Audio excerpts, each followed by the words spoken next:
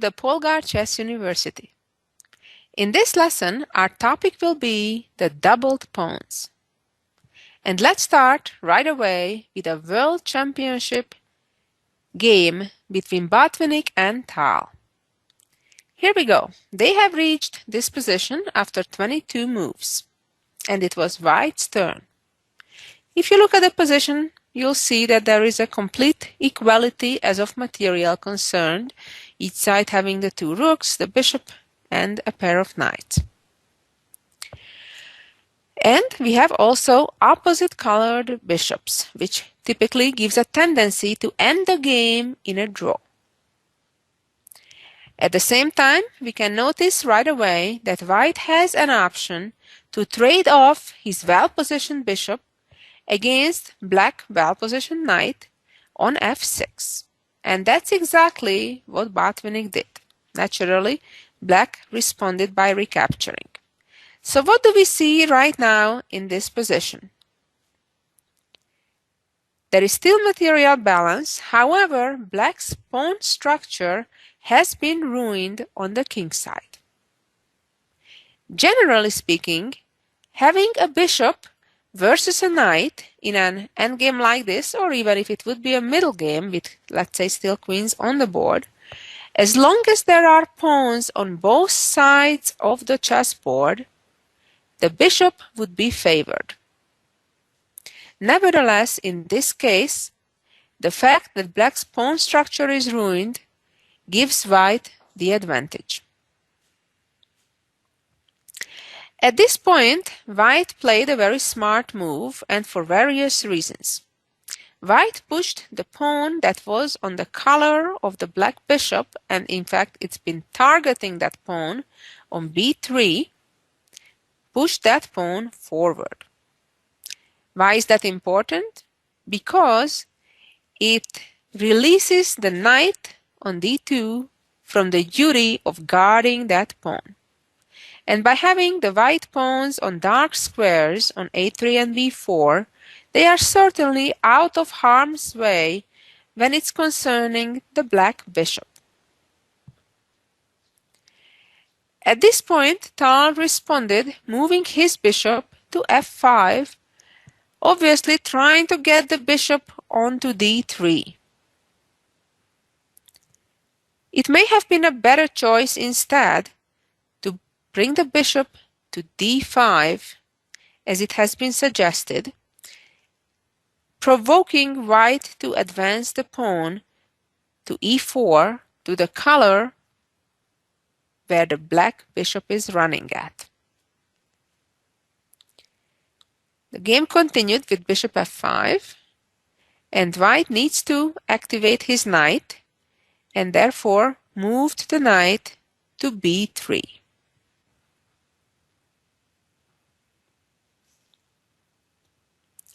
At this point, it seems Black was better off trading off the rooks and then play b6, preventing the knight from getting to c5. And then when the double attack would arrive on the Black bishop and pawn, Black can successfully protect both by moving the bishop back to d7. While White still has the advantage here, White's job would certainly have been a whole lot harder than it was in the game. Black continued by moving the bishop to d3 as planned, check. The idea is that if now the White king tries to be active and moves the king to f3, then the White rook is a bit unprotected on d1, and it would allow Black to give a check, a discovered check, sacrificing the bishop temporarily. But if king takes bishop now, then Black would of course win material by trading on d1. And if the White king would retreat to e2, then Black would have the opportunity to trade off all four rooks by starting to capture the White rook on d1, followed by grabbing the pawn on g2. Of course, grabbing the pawn immediately would be a major mistake, allowing then the White rook to come to g1, pinning that very bishop. Going back to the game, in this position after the check, naturally Botvinik didn't fall for this cheapo and moved the king back to e1. It's true that it's a passive move, it's moving backwards. We'd prefer to move forwards and go on the f file towards the black f pawns. However, because of the tactic that we just saw, white couldn't do that. It's quite clear that the white knight is now aiming to go to c5, where it would target 3 of the black pieces. And that's the explanation for black's response, which was playing b6, preventing it. Of course, by preventing one threat, black created a different problem, namely that the pawn on c6 now becomes a target. As long as the black pawn was back on b7, it was very safely protecting it. Now all of a sudden it became a weakness, and white immediately can and should attack it. And that's exactly what white just did. Played rook a to c1, attacking the pawn. Black had to protect it by playing bishop e4. And here the game continued by white playing f3, attacking the black bishop. And now black traded all the rooks real quick, as otherwise black would lose a pawn. And here is where black made the losing mistake. Black could still fight, maybe successfully, and hold the game if the bishop would have gone to f5. And then, similarly to the idea we saw in an earlier variation, the bishop could retreat to d7 and hang on. And this was the moment where black made the big mistake. Tal retreated the bishop to d5, which looks like a real logical and natural move, because the bishop from d5 attacks the white knight also on b3. However, just like in a other variation earlier we saw, the bishop was better off retreating to f5 instead, because after knight to d4, the bishop can timely move back to d7, protecting the pawn on c6. While white is still better, the job to win would have been a whole lot more difficult, if possible at all. Let's go back. After king d1, the game continued with bishop to d5 and knight d4. Now the white knight is beautifully centralized, and in fact white threatens to win a pawn right away by advancing the e-pawn and then grabbing the pawn on c6 after the bishop moves away. Black had not much of a choice but to advance the c-pawn, and then after the trade, what we see right now is that all of the 5 black pawns are isolated, and that's a lot of problem. Now white can gain some time by moving the knight to b5, attacking the pawn on a7.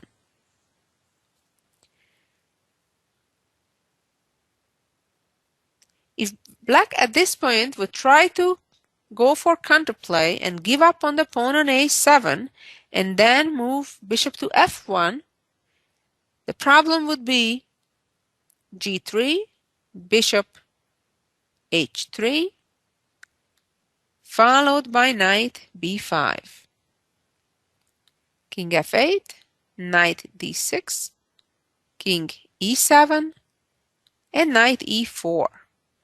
And that means the c-pawn needs to advance further, where it will be easy to attack, and white would still win the game. Instead, black pushed the pawn up only by 1 square and again attacking the white knight. knight goes to c7, a double attack on the black bishop and pawn on a6. The bishop moved to c4, hanging on to both, and white keeps attacking the black pawns, this time from e8. Pawn advanced to f5, and now white has the time to move away one of his pawns from a light square. So now the bishop f1 idea is no longer as dangerous as it was while white still had two pawns on that same diagonal. Came king f8 and knight d6. If now black responds by bishop e6, then the plan of Botvinik was to play knight b7, going after the c5 pawn. After c5, knight c5, targeting the pawn as well as the bishop, bishop c8, and after king c2, white simply walks up and captures the pawn on c4, and then with an extra pawn, the win is only a matter of time. So after knight d6, black immediately tried to play bishop f1 anyway, but the pawn just advances. If bishop d3, white would play king d2, bishop b1, black trying to hang on to the f5 pawn, king c3, king e7, and after knight b7 now, the c5 pawn is lost. The game ended after, in this position, black played king e7 and voluntarily gave up the pawn on f5, which white captured.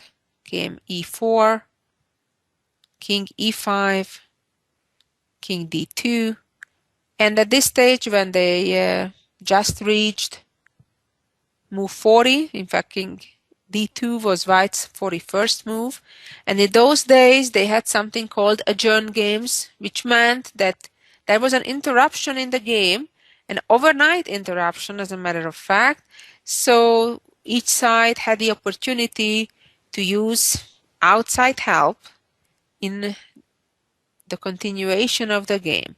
And it was very common, especially at the highest levels, that in a situation like this, instead of showing up for the continuation, the losing side would just resign, trusting the opponent that they would know how to convert the advantage of their extra pawn into a win.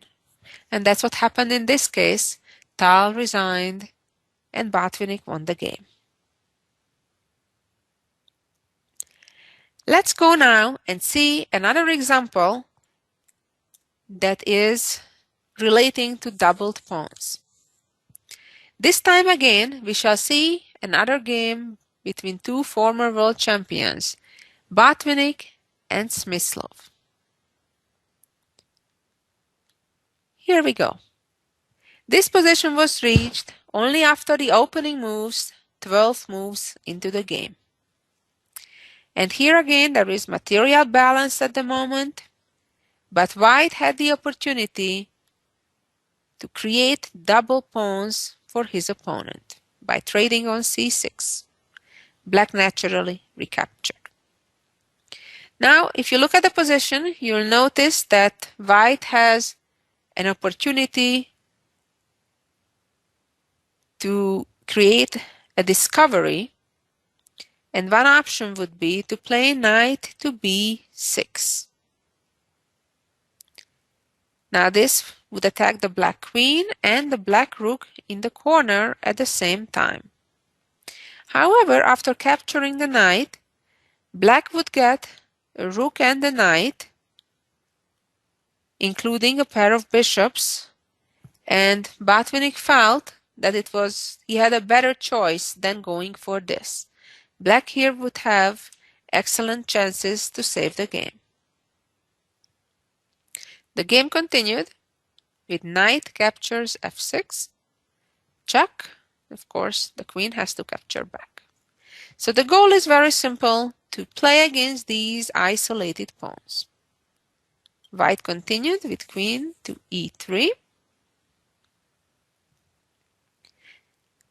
Typically for such situations, capturing the pawn on a2 would be a blunder because that bishop would never get out after white would play b3. Black played a very logical move, rook f to b8, putting the rook on the open file, trying to attack against the white king. And here came a3, making sure that pawn doesn't get in any danger in the future.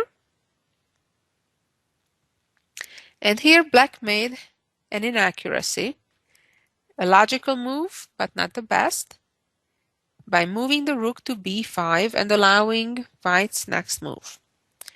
It was better defense to play h6, which on one hand solves the back rank problem, and also, more importantly in this case, prevents the white queen from coming to g5.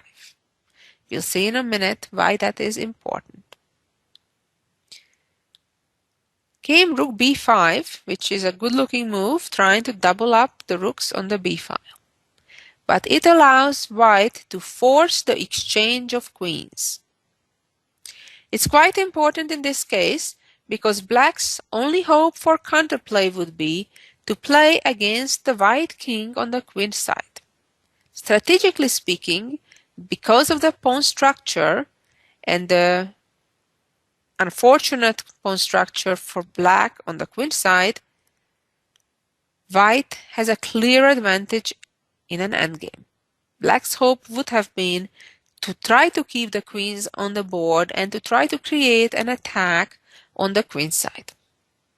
At this stage, black has no choice, either must trade himself or allow white to trade.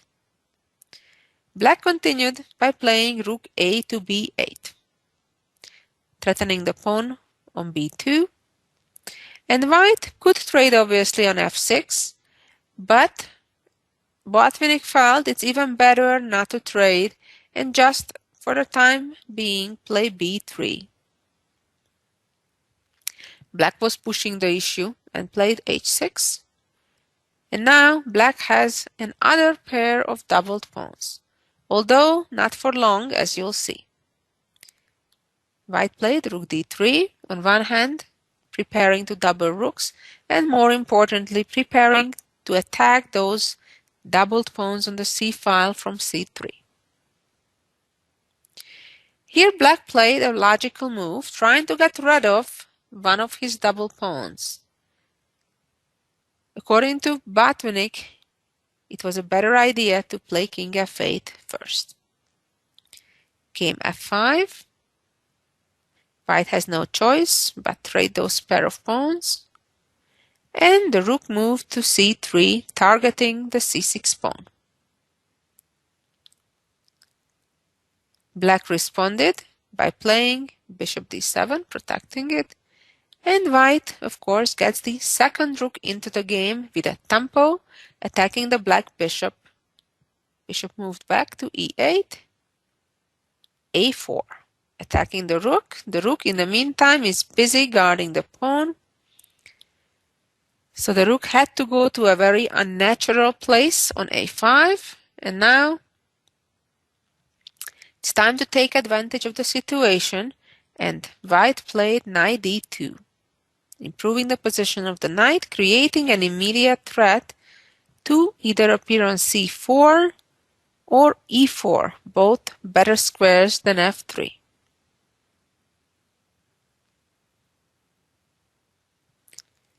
Black played rook to d5, and knight appeared in a beautiful central square on e4, threatening to fork with knight f6 and also to occupy another very good-looking square on c5. Black traded rooks and got the second rook into the game. King e2, king g7. But now white can continue with rook g3 check, king f8, and knight f6. The other problem, besides the ruined pawn structure on the queen side, is the isolated h-pawn. As we see so often in chess, and especially in chess strategy, when after we targeted one weakness, and it's hard to win the game against only one weakness. So we need to combine attacking various weaknesses. And this is a typical example of that. Now white is also threatening to play rook g8 and then trade rooks and knights, everything on e8, and reach a winning pawn endgame.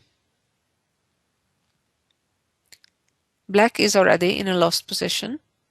Played king e7, and this allows the fork on g8 and then capturing the pawn simply. The game ended pretty soon. Continued f5, rook g7, targeting more pawns on the queen side, namely on c7. Smyslov continued with bishop d7, rook g6, check, king d5, g4, f4, and white simply traded rooks.